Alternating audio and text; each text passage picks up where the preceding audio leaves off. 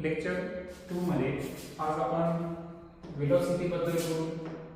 आता एक लक्षात घ्या की वेलोसिटी जी आहे ही स्पीड असू शकते जर मोशन हे स्ट्रेट लाईन मध्ये असेल तर, म्हणजे मोशन दरम्यान जर ऑब्जेक्ट हा स्वतःची डायरेक्शन चेंज करत नसेल तर डेफिनेटली या केसमध्ये डिस्टन्स हे डिस्प्लेसमेंटच्या इक्वल असतं आणि सो स्पीड जी आहे ही वेलोसिटीच्या इक्वल असेल।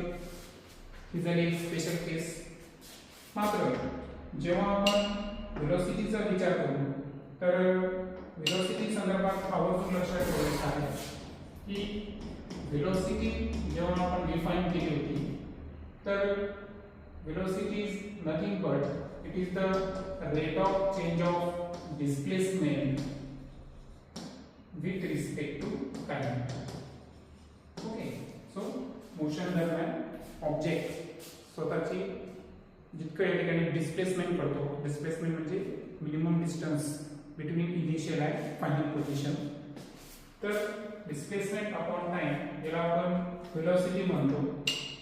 ओके, आणि so generally velocity जर v, displacement s आणि time t ने जर शो केलं तर velocity is equal to displacement upon time ला आपण v is equal to s upon t असं हे रिप्रेझेंट करू शकतो। आता ही जी velocity आहे तर या velocityच्या काही पॉसिबिलिटीज सुद्धा आहेत, त्या पॉसिबिलिटीज बद्दल आपण बोलूया। आता वेलोसिटी ही आयदर युनिफॉर्म असते किंवा नॉन युनिफॉर्म असते। ओके, आता मोशन दरम्यान जर स्पीड आणि डायरेक्शन ह्या दोन्ही फॅक्टर जर कॉन्स्टंट असेल, ओके, सो मोशन दरम्यान स्पीड आणि डायरेक्शन दोन्ही कॉन्स्टंट असतील तर त्या वेलोसिटीला आपण युनिफॉर्म वेलोसिटी म्हणू। त्यानंतर नॉन युनिफॉर्म वेलोसिटी जी आहे तर ही अशी वेलोसिटी आहे की ज्यामध्ये ऑब्जेक्टची वेलोसिटी कॉन्स्टंट नसतात। आता या ठिकाणी दोन गोष्टी आहेत, एक स्पीड आणि दुसरा आहे डायरेक्शन। तर नॉन युनिफॉर्म मध्ये काय होतं की एक तर ऑब्जेक्टची स्पीड जी आहे ती कॉन्स्टंट नसते किंवा डायरेक्शन चेंज होऊ शकते किंवा स्पीड आणि डायरेक्शन हे दोन्ही सुद्धा कॉन्स्टंटली चेंज होऊ शकतात। सो इस पॉसिबिलिटीज जर पाहिजे आपण एक तर स्पीड चेंज होईल, डायरेक्शन चेंज होईल किंवा दोन्ही जे फिजिकल फॅक्टर आहेत ते चेंज होत असतील तर डेफिनेटली त्या वेलोसिटीला आपण नॉन युनिफॉर्म वेलोसिटी म्हणू। आता वेलोसिटी संदर्भात काही पॉसिबिलिटीज आहेत त्याबद्दल आपण बोलू। आता एक लक्षात ठेवायचं आहे की पहिली पॉसिबिलिटीज जी आपण डिस्कस केली आता की ऑब्जेक्ट जे आहे सपोज ए पासून बी पर्यंत फक्त स्ट्रेट लाईन मध्ये ऑब्जेक्टने ट्रॅव्हल केला आहे आणि या ट्रॅव्हलिंगच्या दरम्यान जर ऑब्जेक्टने 50 मीटर डिस्टन्स हे 5 सेकंदामध्ये जर कव्हर केलं असेल तर या केसमध्ये ऑब्जेक्ट पहा कुठेही डायरेक्शन चेंज झाली नाही। दॅट्स वाय आपण असं म्हणू शकतो की या केसमध्ये जी वेलोसिटी आहे ही स्पीडच्या इक्वल असेल आणि रिझन जर पाहिलं आपण तर ॲक्च्युअल स्ट्रेट लाईन मध्ये असताना जी डायरेक्शन आहे आणि डायरेक्शनची ती कॉन्स्टंट आहे। ओके, दॅट्स वाय डायरेक्शन बदलली नाही म्हणून डिस्प्लेसमेंट आणि डिस्टन्स हे एकमेकांचे इक्वल आहेत and that's why velocity ही स्पीडच्या इक्वल आहे। आणि सो अशा केसमध्ये वेलोसिटी काढायचं असेल तर डिस्प्लेसमेंट अपॉन टाइम यानुसार डिस्प्लेसमेंट आहे 50 मीटर, त्यानंतर टाइम आहे 5 सेकंद, सो डेफिनेटली आन्सर असेल 10 मीटर पर सेकंद। ही झाली आयदर वेलोसिटी म्हणा किंवा स्पीड म्हणा, कारण या केसमध्ये डायरेक्शन न बदलल्यामुळे डिस्टन्स आणि डिस्प्लेसमेंट हे एकमेकांच्या इक्विव्हॅलेंट आहेत। आता सेकंड पॉसिबिलिटी बद्दल आपण बोलू. तर सेकंड पॉसिबिलिटी अशी आहे की सपोज ऑब्जेक्ट हा P पॉइंट पासून Q पर्यंत, ओके, तर हा सपोज 75 मीटर या ठिकाणी ट्रॅव्हलिंग करतो आणि त्यानंतर पुन्हा रिटर्न तो कुठपर्यंत यायला, P पर्यंत. ओके, सो ऑब्जेक्ट जो आहे P to Q and Q to P या ठिकाणी ट्रॅव्हल करत आहे. सो आता या अगोदरच्या केसमध्ये A जी आहे ही होती इनिशियल पोझिशन, B जे आहे ते आहे फायनल पोझिशन. आता इनिशियल आणि फायनल पोझिशन म्हणजे जे मिनिमम डिस्टन्स आहे तेच डिस्टन्स होतं, म्हणजे डिस्प्लेसमेंट हे डिस्टन्सच्या इक्वल होतं. पण इथे जर आपण केस पाहिली तर ऑब्जेक्ट P पासून स्टार्ट व्हायला, म्हणजे P हा पॉइंट इनिशियल पॉइंट आहे, P टू Q आणि Q टू P पुन्हा P वर रिटर्न येतो, म्हणजे याचा अर्थ P जे आहे हे ऑब्जेक्टची काय आहे, फायनल पोझिशन आहे असं आपण कन्सिडर करू. सो या केस मध्ये होतं काय, आणि सपोज आपण कन्सिडर करू की यासाठी जो टाइम आहे तो लागला 100 सेकंड. सो अशा केस मध्ये जर आपल्याला डिस्टन्स काढायचा असेल तर ऑब्वियसली डिस्टन्स जे आहे हे PQ प्लस QP म्हणजे टोटल पाथ लेंथ जी आहे ते आपण विचारात घेणार. So 75 plus 75 is equal to 150 metre हे असणार डिस्टन्स. आणि यावरून या केसमध्ये जर आपण स्पीड काढली, सो स्पीडचा formula distance upon time. Distance आहे 150 मीटर, स्पीड जी टाइम जी आहे ते आहे 100 and that's why 1.5 metre per second ही झाली स्पीड. मात्र या केसमध्ये जर आपण डिस्प्लेसमेंट कॅल्क्युलेट केलं तर डिस्प्लेसमेंट काय आहे, मिनिमम डिस्टन्स बिटवीन इनिशियल आणि final point. But initial point आणि फायनल पॉइंट हा एकच आहे, दॅट्स वाय एकच असेल. डिस्प्लेसमेंट या केसमध्ये होतं 0 आणि डिस्प्लेसमेंट जर 0 असेल तुम्ही ते लिहू शकता वेलोसिटी इज ऑल्सो 0. आणि सेम पद्धतीनं जस्ट मी तुम्हाला रिमाइंड करून द्यालो की एक सर्क्युलर पाथ आपण घेऊ. ओके, आता या सर्क्युलर पाथ मध्ये जर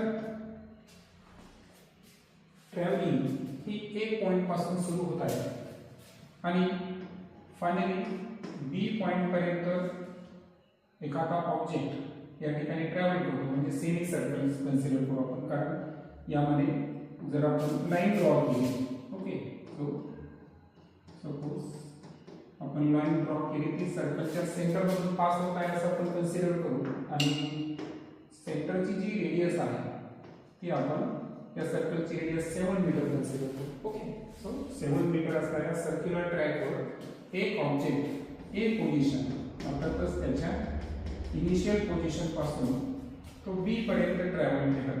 बी आहे फायनल पोझिशन. मात्र जे पाथ आहे तो कसा आहे, त्याचा सर्क्युलर पाथनं ट्रॅव्हलिंग करत आहे. सो अशा केसमध्ये आपण पाहिलेलं आहे की जे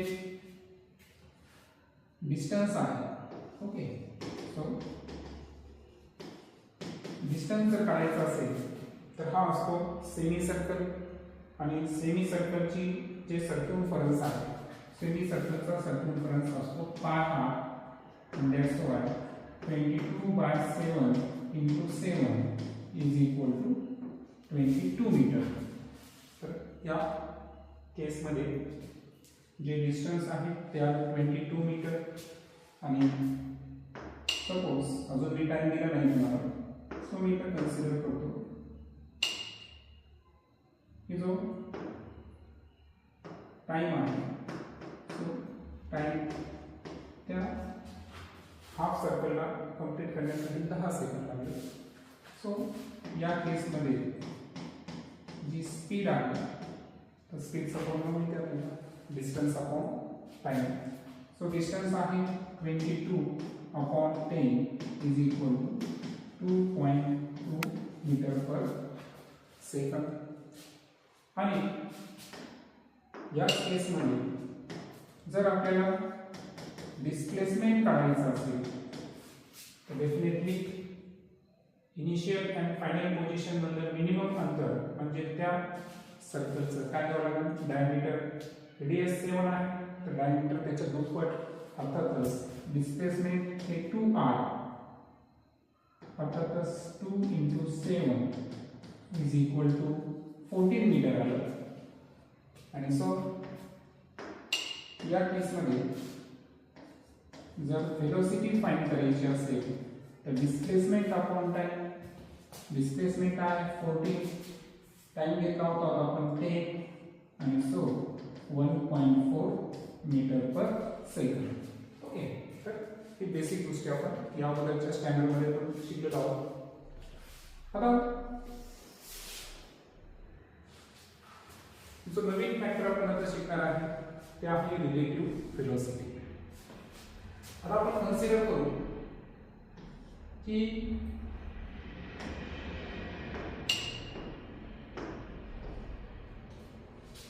एक बॉय आहे, ओके, त्याचं नाव आहे ए. तर हा जो आहे ना तो या डायरेक्शन, ओके, सो राईट डायरेक्शनला या ठिकाणी रन करायला आणि रनिंग करत असताना त्याची जी स्पीड आहे ती आहे 4 मीटर पर सेकंड. आणि अनदर बॉय जो आहे तो त्याच्या अपोजिट डायरेक्शन, कशाला एक्झॅक्ट अपोजिट डायरेक्शनला, सो आपण व्हेलोसिटी ऑफ ए लिहू. Okay, plus so velocity of A किती आहे 4 metre per second. Clear. So दुसरा जो बॉय आहे त्याला आपण बी कन्सिडर करू आणि या बॉयची जी स्पीड आहे अर्थातच बी ती आपण या ठिकाणी कन्सिडर करू, ती आहे 5 मीटर पर सेकंड. आणि या दोघांच्या मध्ये जे डिस्टन्स आहे, एक्झॅक्ट डिस्टन्स समजा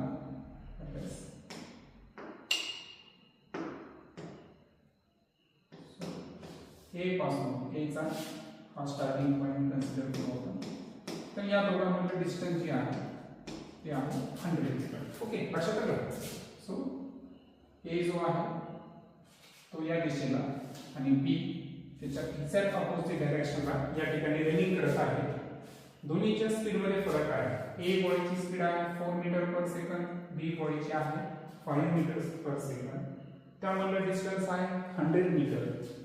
तर आता आपल्याला हे बघायचं आहे की यांची रिलेटिव्ह व्हेलोसिटी जी आहे ते आपल्याला कॅल्क्युलेट करायची आहे. आता एक लक्षात घ्या, जेव्हा दोन ऑब्जेक्ट हे ऑपोजिट डायरेक्शन मध्ये ट्रॅव्हलिंग करत असतात, ओके, सो ऑपोजिट डायरेक्शन मध्ये जर ट्रॅव्हलिंग करत असतील तर अशा वेळेस त्यांची जी रिलेटिव्ह व्हेलोसिटी आहे तर ती कॅल्क्युलेट करत असताना आता इथे पण एक पॉसिबिलिटी लक्षात घ्या, अजून ते एकमेकांना मीट झालेली नाही ना.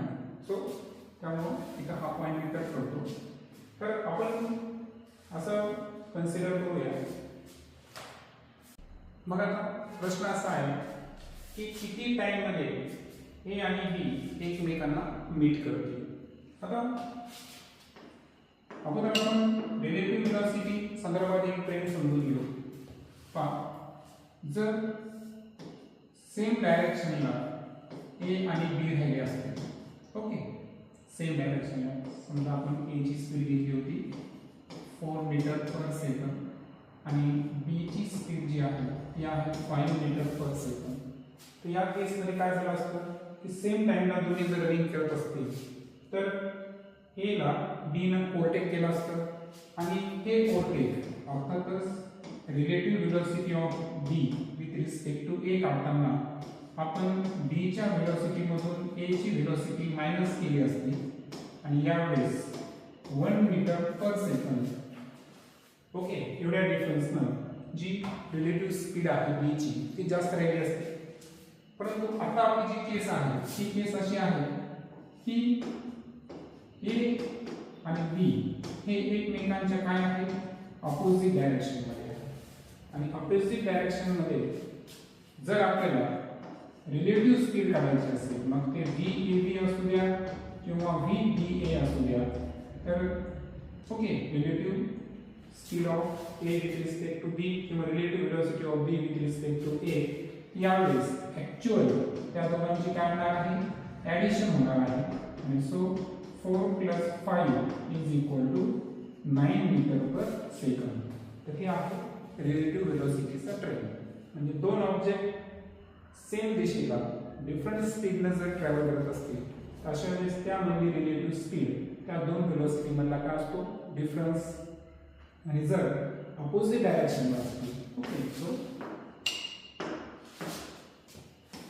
सेम डायरेक्शन मध्ये जर रिलेटिव्ह स्पीड काढायची असेल तर यावेळेस आपण काय घेत असतो त्या दोन वेलोसिटी मधला डिफरन्स.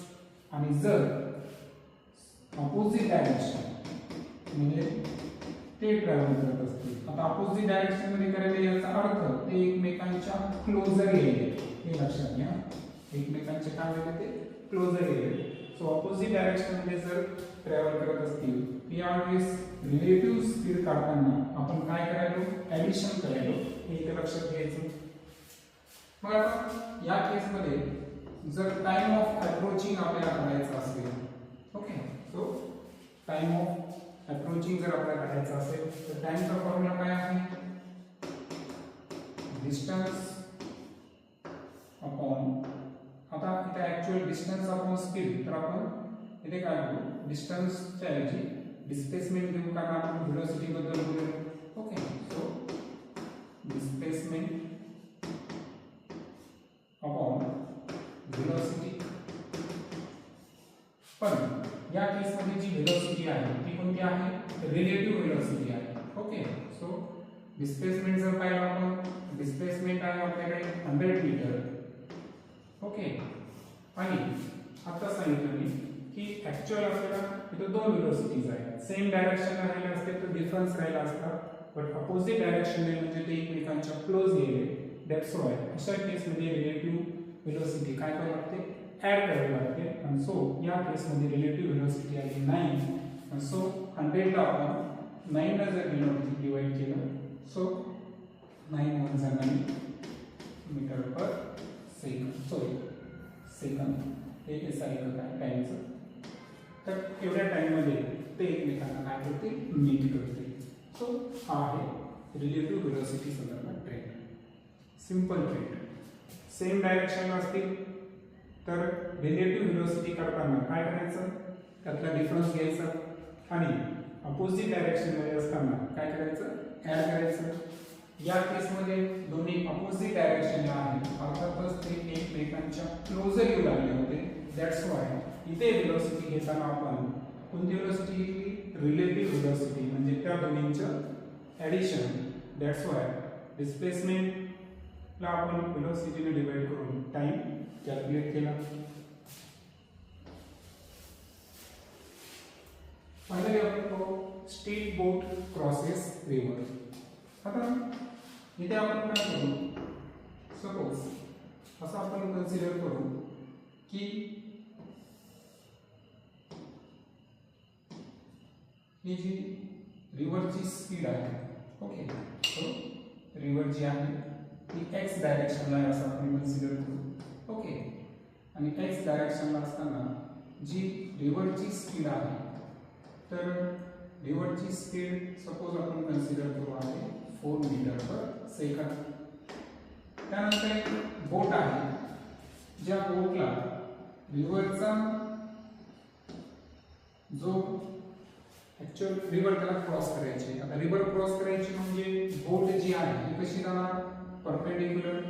आणि आपण असं कन्सिडर करू की जी बोट आहे